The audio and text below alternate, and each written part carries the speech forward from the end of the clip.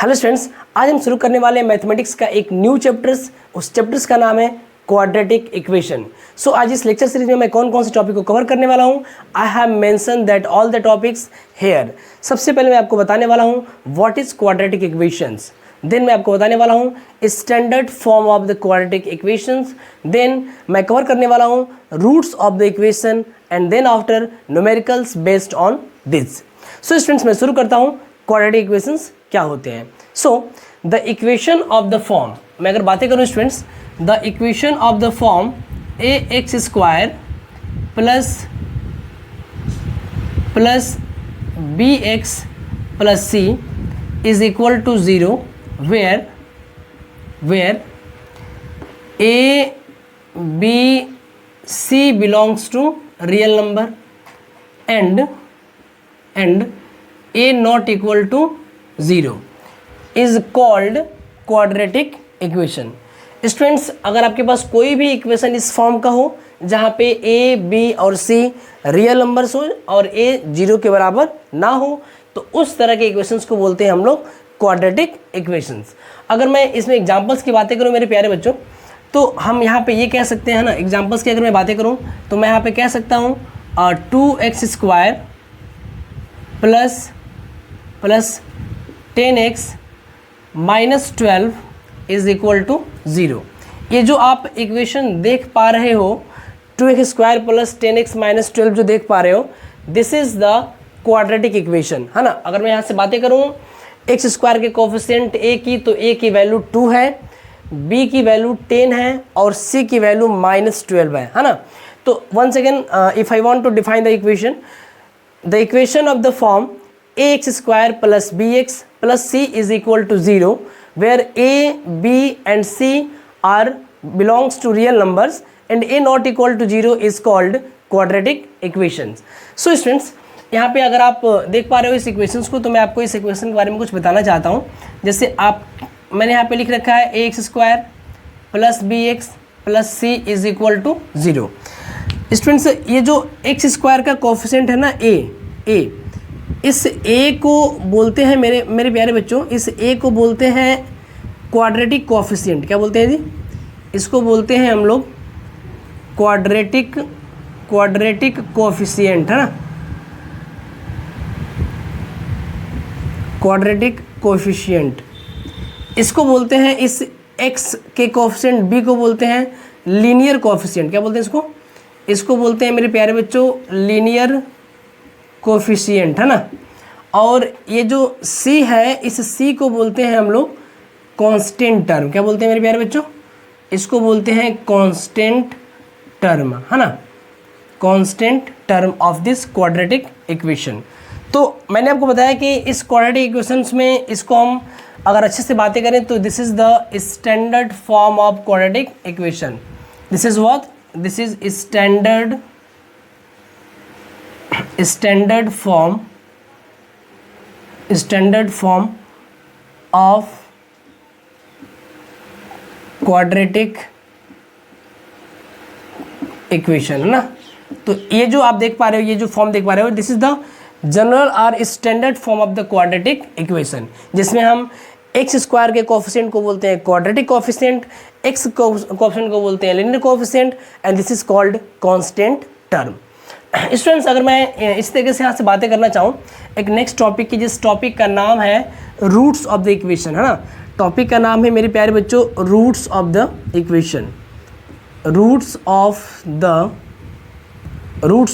Quadratic equation, है ना, roots of the quadratic equation. आपने पॉलिनोमियल्स चैप्टर में सीखा होगा zeros of the quadratic polynomials, है ना। तो उसमें मैंने आपको बताया था मेरे प्यारे बच्चों कि x की वह वैल्यू जो पॉलिनोमियल्स को जीरो बना दे, that is called zeros of the quadratic polynomial. कुछ इसी तरीके से अगर मैं यहाँ पे बातें करूँ मेरे प्यारे बच्चों कि रूट्स क्या होते हैं उस क्वाड्रेटिक इक्वेशन से, है ना, तो मैं आपको ये बताना चाहता हूँ कि x की वह वैल्यू जो क्वाड्रेटिक इक्वेशन को सेटिस्फाई करें, उस वैल्यू को बोलते हैं रूट्स ऑफ द इक्वेशन, है ना। बताना मैं ये चाहता हूँ मेरे प्यारे बच्चों, the value of x or any variables, whatever the variables is given in the equation, the value of variables which satisfy the equation are called roots of the equation. A quadratic equation has at most 2 roots.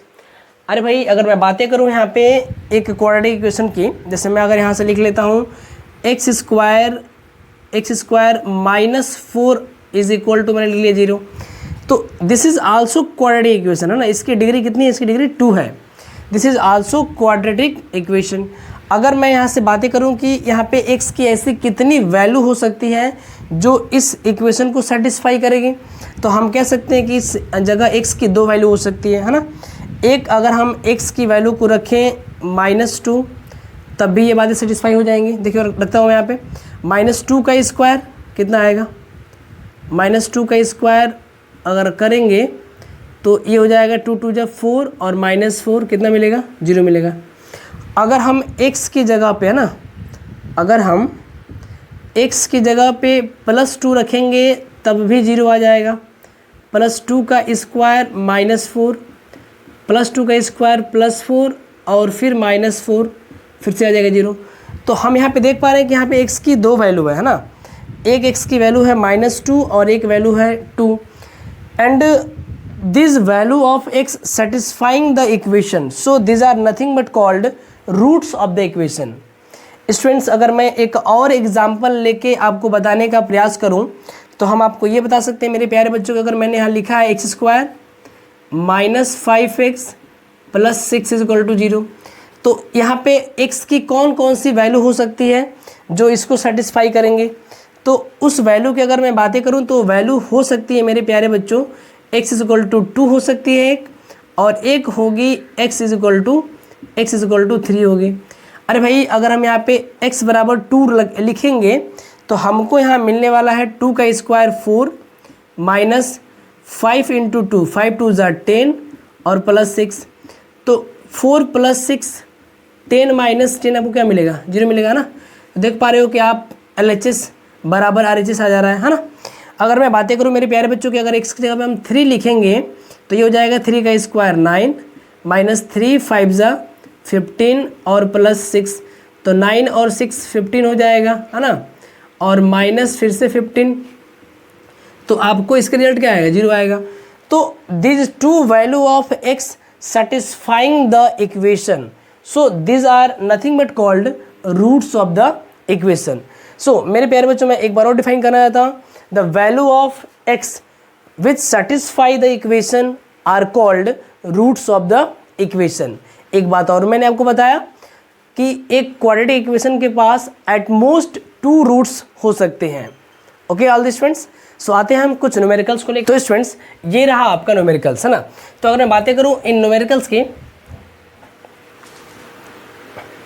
So students ये रहा आपका numericals. अगर मैं बातें करूं इस first numericals की, तो क्वेश्चंस में ये दिया हुआ है कि which of the following are quadratic equations. यहाँ पे आपके पास 2 इक्वेशन दिए गए हैं। सवाल आपसे ये कर रहा है कि इन दोनों में से कौन सा क्वाड्रेटिक इक्वेशन है, या दोनों में से दोनों नहीं है। तो अगर मैं बातें करूँ कि चेक करने की, सो स्टूडेंट्स अगर मैं बातें करें इन न्यूमेरिकल्स की, तो यहाँ पे आप में सो स्टूडेंट्स अगर मैं बातें करूँ यहाँ पे न्यूमेरिकल्स की, तो यहाँ पे सवाल दे रखे हैं आपके सामने, which of the following are quadratic equation. आपको चेक करके बताना है कि इसमें से कौन क्वाड्रेटिक इक्वेशंस है, कौन नहीं है, या दोनों है या दोनों नहीं है। तो यहाँ पे मैं अगर फर्स्ट वाले को ऑब्जर्व करूँ मेरे प्यारे बच्चों, तो फर्स्ट आपका दे रखा है यहाँ पे, फर्स्ट क्वेश्चन का फर्स्ट पार्ट अगर मैं ले रहा हूँ यहाँ पे, तो ये आपको दे रखा है 16x square -3 is equal to 2x + 5, और यहाँ दिया है 5x - 3।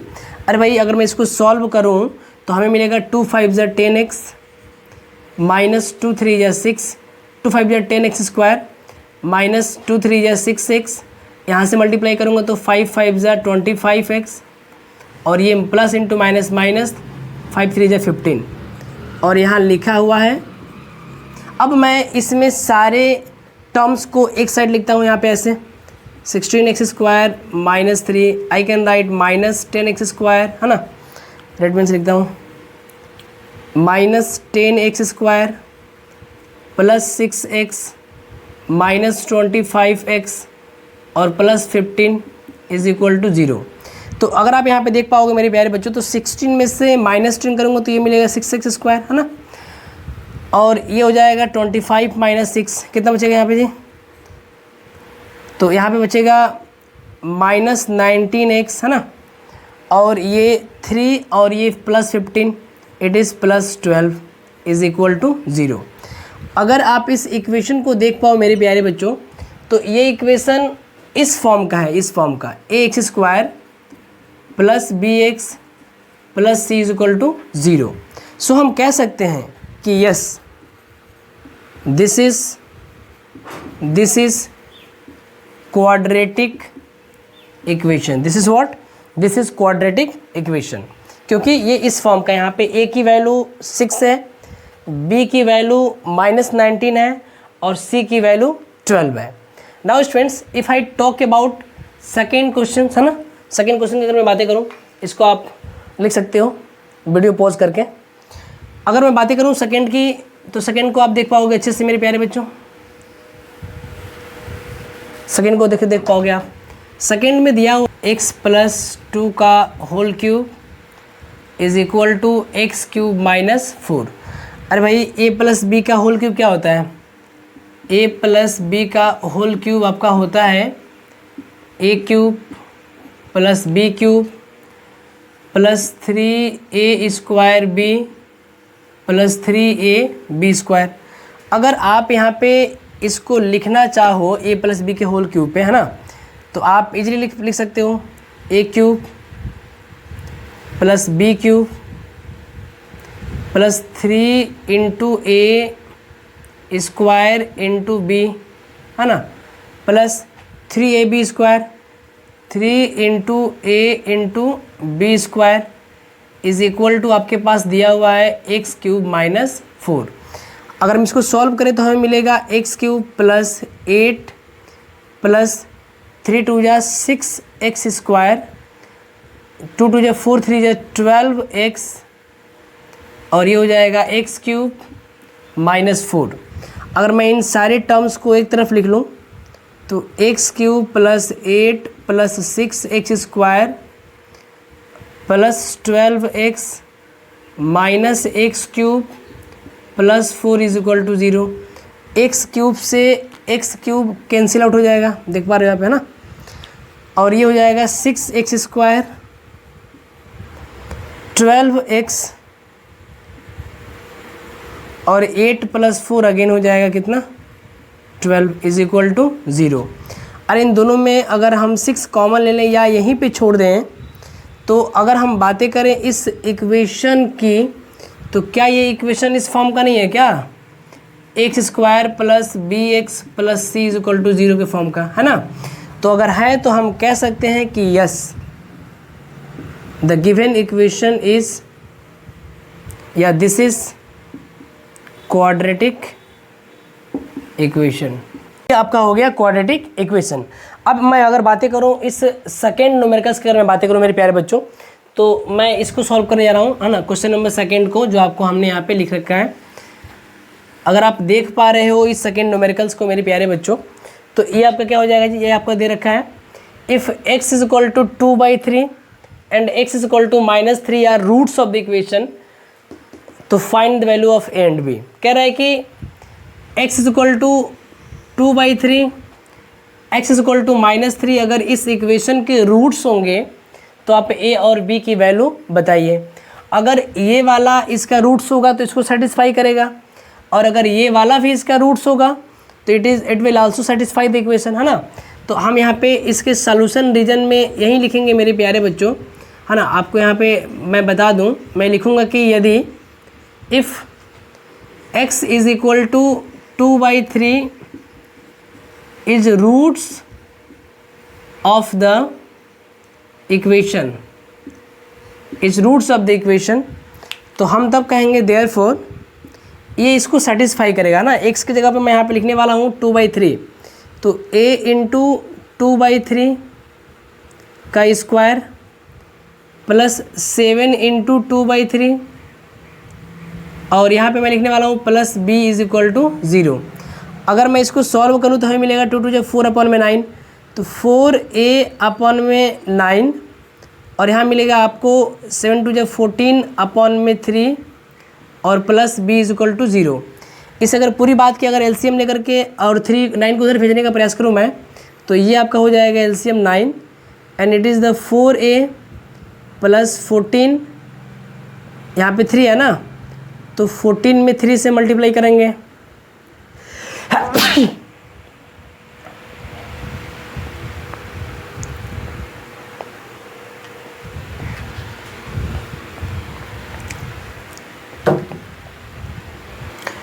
तो अगर मैं यहाँ पे एलसीएम लेने की बातें करूँ तो इसका एलसीएम हो जाएगा कितना 9, ये हो जाएगा 4a प्लस यहाँ पे 3 3 या 9, सो मैं यहाँ पे 14 को 3 से अगर मल्टीप्लाई करूँ मेरे प्यारे बच्चों, तो ये मिलेगा हमें 14 × 3 प्लस 9 से मल्टीप्लाई करेंगे b में, क्योंकि यहाँ पे डिनोमिनेटर में क्या है 1 है, तो आपको मिलने वाला है 4a प्लस 9b प्लस 14 3 जा 42 इज इक्वल टू 0। ये आपको मिल गया, इसे मान लेते हैं इक्वेशन नंबर 1। सिमिलरली अगर मैं बातें करूँ मेरे प्यारे बच्चों कि x इज इक्वल टू 3 है ना, यदि x is equal to -3 is roots of the given equation, तो ये भी इसको सेटिस्फाई करेगा ना। अगर मैं यहाँ पे लिखने का प्रयास करूँ, ये अपना दिया हुआ इक्वेशन है ये वाला ax², तो a इंटू एक्स की वैल्यू -3 स्क्वायर है प्लस b 7x है, तो 7 इंटू -3 और plus b is equal to 0, तो ये हो जाएगा 9a -21 और plus b is equal to 0। तो मैं इसको लिख सकता हूँ क्या 9a plus b -21 is equal to 0, है ना। आप इस इक्वेशन को इस तरीके से भी लिख पाओगे, है ना, ऐसे भी। अगर मैं बातें करूँ तो 4a plus 9b is equal to -42, है ना, और ये वाला मैं मान लो इक्वेशन नंबर 1। इसी तरीके से अगर मैं यहाँ से बातें करूँ मेरे प्यारे बच्चों, तो मैं यहाँ पे इसके जगह पे ऐसे लिख सकता हूँ 9a plus b is equal to 21, this is equation number 2। अगर मैं इन दोनों इक्वेशन को सॉल्व करने का प्रयास करूँ, है ना, तो मैं क्या कर सकता हूँ, अगर मैं देख रहा हूँ कि यहाँ पे 4a है और यहाँ पे 9a है, यहाँ पे 9b है और यहाँ पे केवल b है, तो मैं इस b के कोएफिशिएंट को इक्वल बना लेता हूँ ना। तो इसके लिए मैं क्या करूँगा मेरे प्यारे बच्चों, मैं पहले इक्वेशन नंबर 2 में मल्टीप्लाई करूँगा किससे, मैं इसे मल्टीप्लाई करूँगा 9 से, तो यहाँ पे कर लेते हैं मल्टीप्लाई 9 से। तो ये इस इक्वेशन को ऐसे लिख सकते हैं हम लोग 9 9 × 81 a plus 9b is equal to 9 1 × 9 और 9 2 × 18, और इसे मैं मान लेता हूँ इक्वेशन नंबर 2। इसको मैं रहने देता हूँ। अब मैं करना क्या है, मुझे इस दोनों इक्वेशन को सॉल्व करना है। क्या करना है मेरे प्यारे बच्चों, सॉल्व करना है। तो मैं यहाँ से लेता हूँ फ्रॉम इक्वेशन 1 एंड 2, मैं यहाँ पे लिखता हूँ फ्रॉम इक्वेशन 1 एंड 2। तो अगर मैं यहाँ से देखूँ तो ये फर्स्ट इक्वेशन आपका है 4a plus 9b is equal to -42। Second equation आपका यहाँ पे ये है 81a plus 9b is equal to 189। अगर मैं इसको सॉल्व करूँ मेरे प्यारे बच्चों, तो यहाँ पे प्लस है तो यहाँ पे माइनस हो जाएगा, यहाँ पे माइनस हो जाएगा, चूँकि मैं सब्ट्रैक्ट कर रहा हूँ तो ये कैंसिल आउट हो जाएंगे। तो यहाँ से आपको मिलेगा 77a, है ना, और यहाँ आपको मिलेगा 9 और 2 11, 8 और 4 12, 1 13, और ये हो जाएगा आपका 1, है ना। तो इसको अगर मैं सॉल्व करने का प्रयास करूँ तो 131 अपॉन में -77। अरे अगर हम यहाँ पे देख पा रहे हैं मेरे प्यारे बच्चों,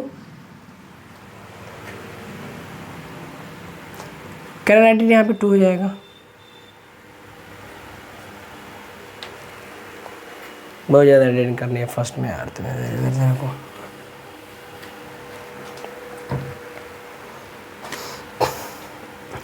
तो ये कैंसिल आउट हो जाएगा, है ना। इसके बाद अगर यहाँ पे देखो तो यहाँ हो जाएगा -77a, और ये वाला आपको मिलेगा, कितना -9 और 2 11, 8 और 4 12 और 1 13 और ये हो जाएगा 1 और 2।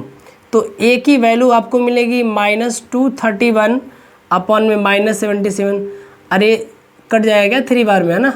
तो ए की वैल्यू मिल जाएगी आपको 3।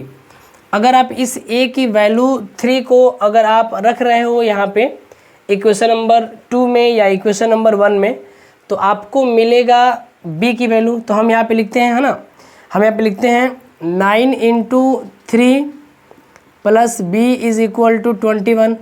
तो 9 3 जा 27। तो बी की जगह पे हो जाएगा 21 - 27 दैट इज़ -6। तो इसके आगे हम लिख लेंगे ना फ्रॉम इक्वेशन 1।